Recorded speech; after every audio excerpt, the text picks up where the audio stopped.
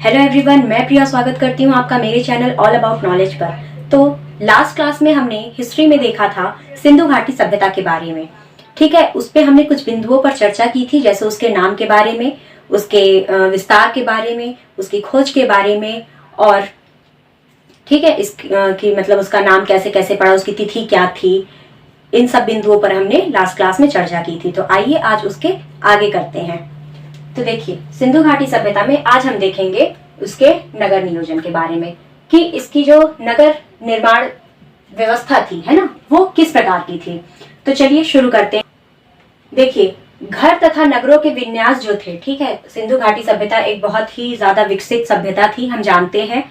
तो जो इसका जो नगर नियोजन था वो कुछ इस प्रकार से था कि जो घर थे, ठीक है, जो घर थे और जो नगर थे, ठीक, उनके जो विन्यास थे वो किस तरह के थे। ठीक है, तो वो ग्रिड पद्धति पर थे। ठीक है, ग्रिड पद्धति पर आधारित है। ग्रिड पद्धति क्या होती है, अब देखिए, ग्रिड पद्धति कुछ इस प्रकार होती है कि मतलब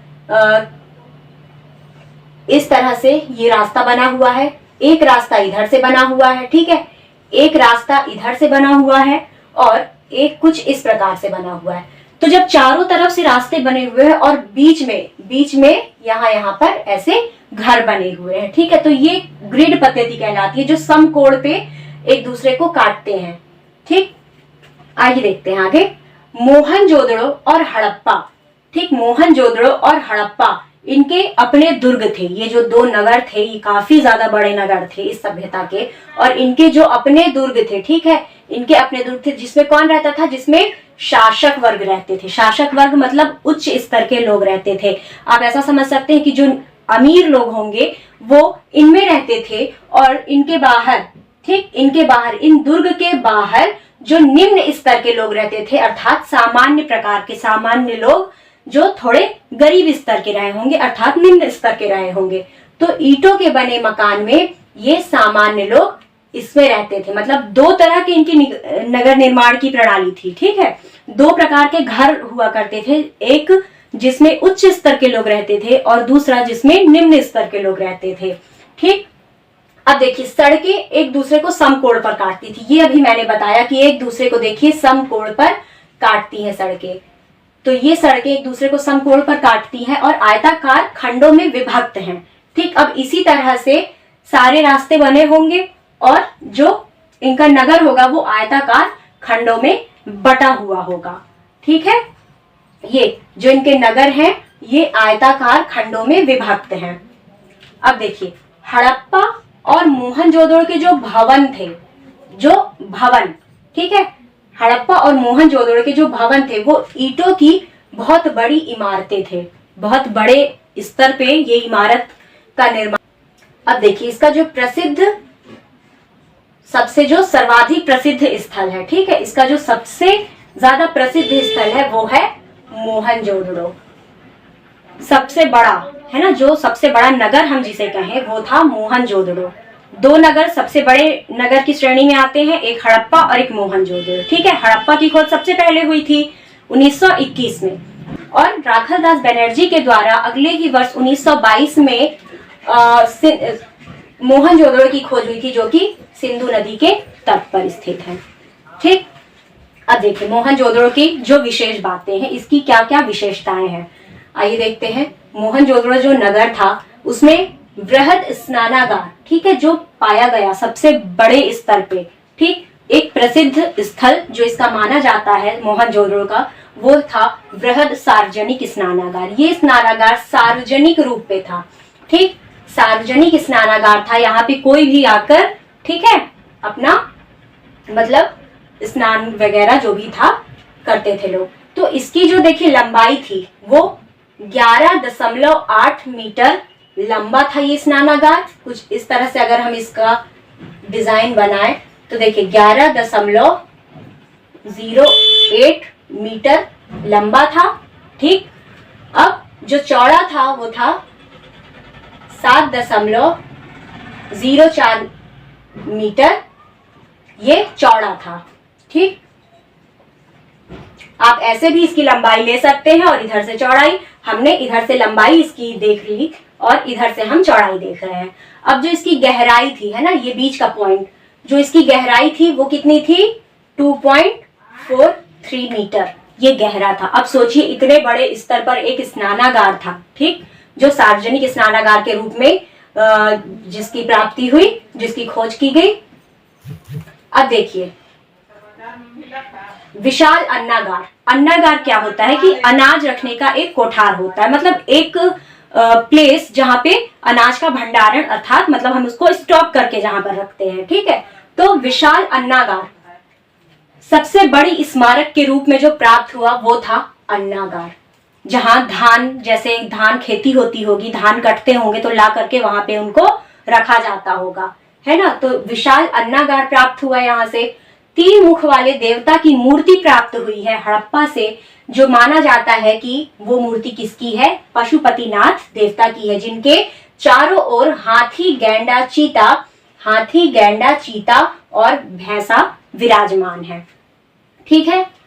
अब देखिए हड़प्पा नगर से जो एक मूर्ति प्राप्त हुई है, एक कांसे की मूर्ति प्राप्त हुई है, जिसमें एक नर्तकी का चित्रण है, ठीक है। एक नर्तकी का वो बना हुआ है इस मूर्ति में, कांस्य की मूर्ति में एक नर्तकी को चित्रित किया गया है।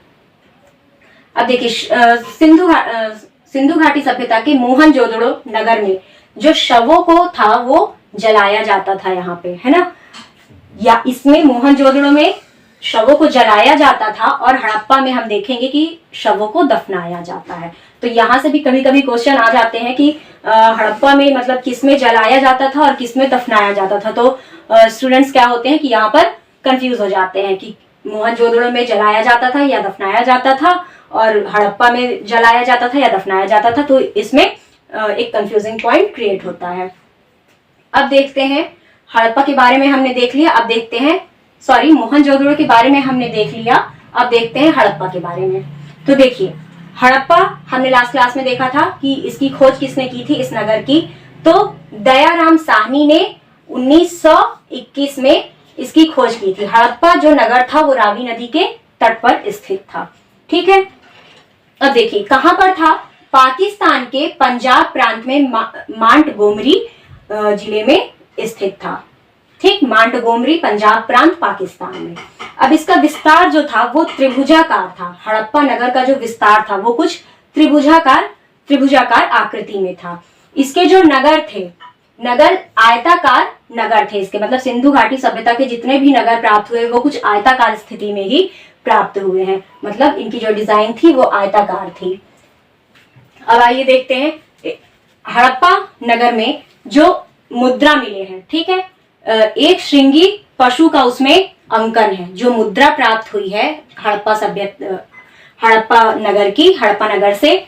तो उसमें जो एक श्रृंगी पशु का अंकन है उसमें, ठीक है। और जो शवों की बात होती है तो हड़प्पा नगर में शवों को क्या किया जाता था? दफनाया जाता था। और मोहनजोदड़ो में क्या होता था? जलाया जाता था, ठीक है।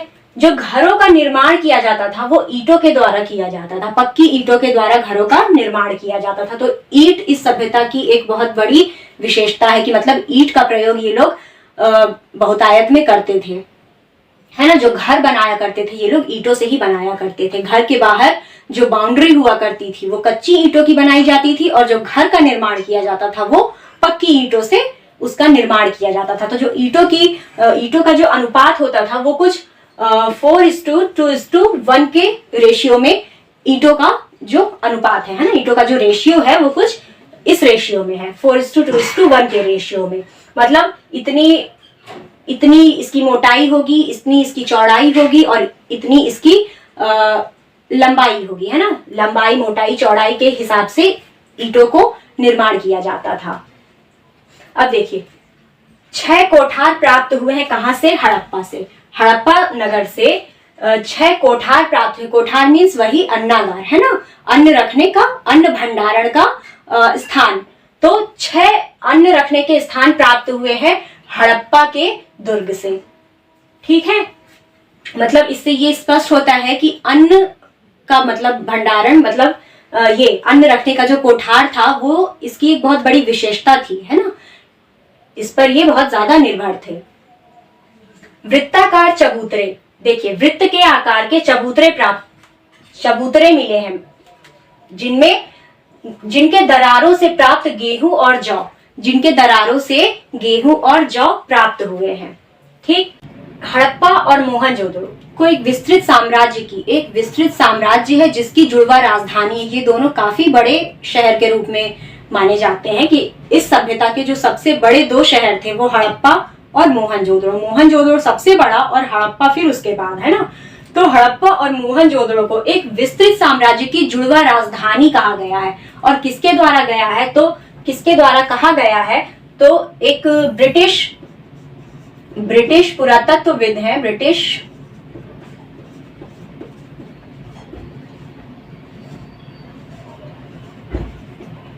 स्टुअर्ट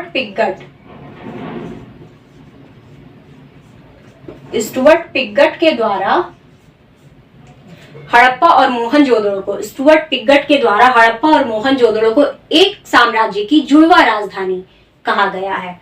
ठीक है, लास्ट हमने देखा था विस्तार, जो कि मांदा से जम्मू कश्मीर के मांदा से महाराष्ट्र के दाइमाबाद तक उत्तर से दक्षिण का विस्तार था, और पूरब से पश्चिम का इसका जो विस्तार था वो यूपी के आलमगीरपुर से सुदकांगेडोर जो कि बलूचिस्तान में है। तो पूर्व से पश्चिम विस्तार हमने देख लिया था और उत्तर से दक्षिण विस्तार हमने इसका देखा था। कल हम इसके लोकेशन के बारे में, इसके जितने भी शहर प्राप्त हुए हैं उसके लोकेशन के बारे में कल हम बात करेंगे। तो आई होप इतनी बातें आप लोगों को समझ में आई होंगी। अगर वीडियो अच्छी लगी हो तो प्लीज वीडियो को लाइक करें, चैनल पर नए आए हो तो चैनल को सब्सक्राइब कर लीजिए। धन्यवाद।